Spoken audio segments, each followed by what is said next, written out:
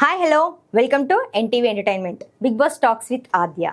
2 days అయింది కదా నేను రివ్యూ ఇచ్చి. ఈ 2 daysలో యాక్చువల్గా ఫుల్ హ్యాపీ మూమెంట్ ఉండే బిగ్ బాస్ వైజ్గా.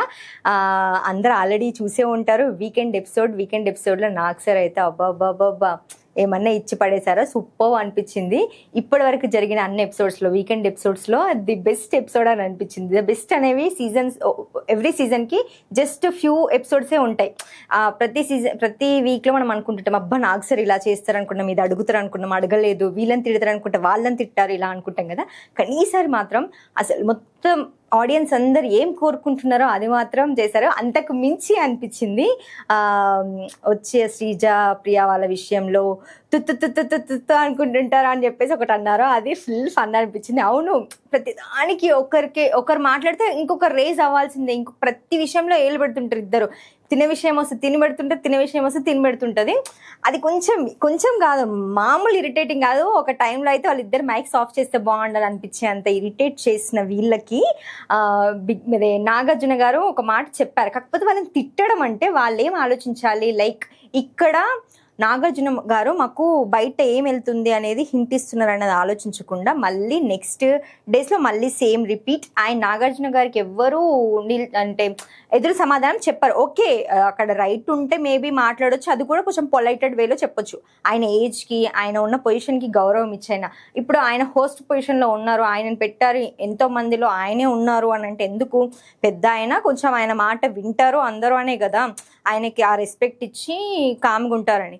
అండ్ ఈవెన్ సార్ చెప్పింది కూడా ఏమని, లైక్ ఆయన చెప్పిన ప్రతి ఒక్కటి బయట జనాల్లోకి ఏం వెళ్తుంది అనేది వీళ్ళకి తెలియాలనే కదా చెప్తారు. ఆయన ఓన్ ఒపీనియన్ చెప్పరు, జనాల్లో ఏం వెళ్తుంది అనేది మాత్రమే చెప్తారు.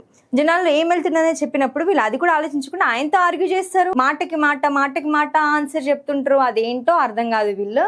అంటే వీళ్ళు మేము కామనర్స్ నుంచి వచ్చాము, మేము అగ్ని పరీక్ష విన్నాము అంటే మేము ఏదో మొత్తం జయించేసాము అన్న లెవెల్లో ఫీల్ అవుతున్నారు. అది కాదు అసలు బిగ్ బాస్ అనేది. వీళ్ళు ఎందుకు బిగ్ బాస్కి వచ్చే ముందు ఒకటి చెప్తారు, ఏమనంటే నా కెరీర్ ఇంకా బిల్డ్ చేసుకోవాలని, నాకు ఒక బిగ్ బాస్ ఈ ప్లాట్ఫామ్ నాకు హెల్ప్ అవుతుందని కదా. ఆ హెల్ప్ అవుతుంది అనేది ఇక్కడ వీళ్ళు వచ్చి అలా మాట్లాడడం వల్ల, నాగార్జున గారితో అలా మాట్లాడడం వల్ల, అది కూడా వీళ్ళు చేసే తప్పులకి ఆయన క్వశ్చన్ చేసినప్పుడు మాట్లాడడం వల్ల వీళ్ళకి ఇంకా నెక్స్ట్ ఏం గెయిన్ అవుతుంది, నెక్స్ట్ వాళ్ళ కెరీర్ ఏం గెయిన్ అవుతుంది, ఇంకా పోయిద్ది అధపాతాలను తొక్కుపోవడం తప్ప ఇంకేం ఉండదు. అది ఆలోచించకుండా వాళ్ళు కొంచెం మాట్లాడారు. అయినా కూడా నాగార్జున గారు నువ్వు ఉండవమ్మా అని చెప్పి ఆపారు శ్రీజని. బాగా అనిపించింది. అయినా కూడా అది ఆపకుండా నిన్న నామినేషన్స్లో మళ్ళీ సేమ్ రిపీట్ చేసింది శ్రీజ. అప్పటికి చెప్పారు ఏమని, సంజన చెప్పింది ఇదే వద్దు, ఈ యారగెంటో వద్దు, ఇట్లా ప్రతి దాంట్లో నువ్వు ఇన్వాల్వ్ అవ్వడమే వద్దు, first of all opposite person చెప్పేది విను నువ్వు అని చెప్పి.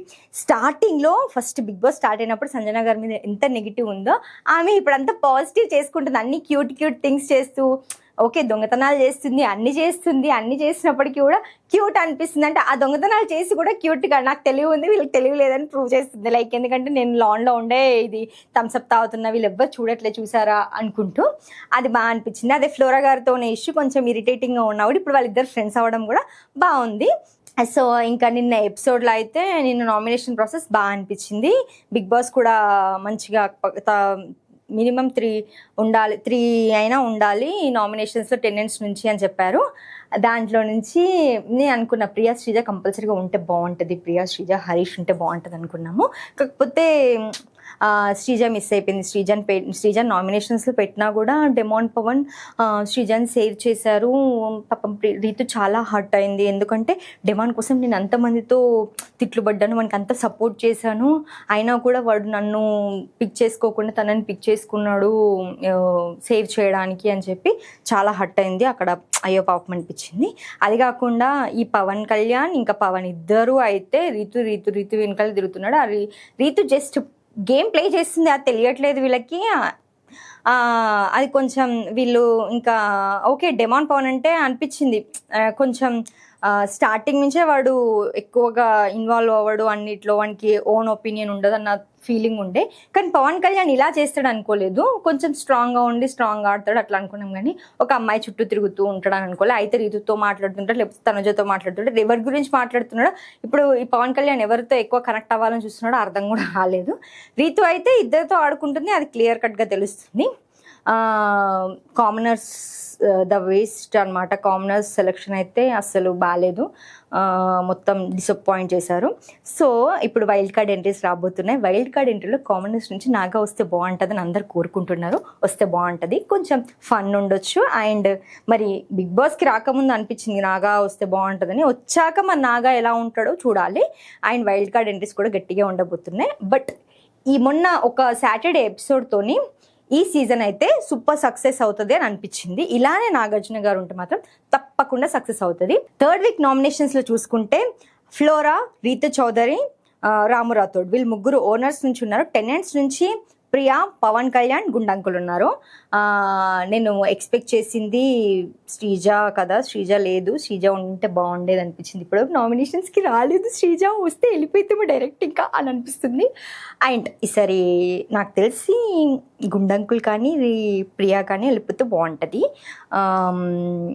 నేను చాలా ఫీల్ అవుతున్నా, లైక్ ఎందుకంటే నేను ఫేవరెట్ అనుకుని ఫస్ట్ అనుకున్న వాళ్ళని ఇప్పుడు నేను హేట్ చేస్తున్నా. చూడండి, ఇదే కదా ఇంకా బిగ్ బాస్ అంటే, వాళ్ళ రియల్ కలర్స్ బయటకు వస్తాయి. ఏం చేస్తున్నాం మనము అనేది వాళ్ళు బయటకు వచ్చాక తెలుస్తుంది. అండ్ మన ఫేవరెట్ పర్సన్ లోపల ఉండి నెగిటివిటీ తెచ్చుకుంటున్నప్పుడు వాళ్ళు బయటికి రావడం బెటర్. ఎందుకనంటే బయటకు వస్తే అట్లీస్ట్ ఆ నెగిటివ్ ఇంకా ఎక్కువ స్ప్రెడ్ అవ్వకుండా ఉంటుంది.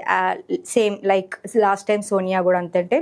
సోనియా అంటే ఫస్ట్లో చూడడానికి బాగుంటుంది, అదంతా పక్కన పెడితే తను ఫస్ట్ నుంచి మొత్తం నెగిటివ్ అయిపోయింది. ఒక ఫస్ట్ వీక్లో కొంచెం బాగున్న తర్వాత నెగిటివ్ అయిపోయింది కదా. సేమ్ అలానే ప్రియా కూడా మంచి అమ్మాయి, మంచిగా ఉంది. ఈవెన్ అగ్ని పరీక్షలో బాగానే ఉండే, బయటకు వస్తే తనకి బెటర్ ఏమో. ఆల్సో తను బయటకు వస్తే బాగుంటుంది. అండ్ ఫ్లోరా గారు వచ్చే ఛాన్స్ లేదేమో. ఫ్లోరా ఇంకా ప్రియాని బ్యాలెన్స్ చేసి చూస్తే ప్రియానే వచ్చేస్తుంది బయటికి. మరి ఈ వీక్ ప్రియా వచ్చేస్తుందా? ఆల్రెడీ చిన్న గుండు మొన్న బయటకు వచ్చేసాడు, పెద్ద గుండు వచ్చేస్తుందా బయటికి? చూడాలి. పెద్ద గుండెకి ఛాన్స్ లేదనుకుంటా, అంతగా ఇప్పుడే రాడేమో అనుకుంటున్నా. కానీ నెగిటివిటీ అయితే బాగానే ఉంది గట్టిగా. ప్రియా వస్తే బాగుంటుంది. మీరు ఎవరు ఈసారి ఎలిమినేట్ అయితే బాగుంటుంది అనుకుంటున్నారో కామెంట్ చేయండి. ఇంకొన్ని ముచ్చట్లతో మళ్ళీ కలుద్దాం. Until then bye.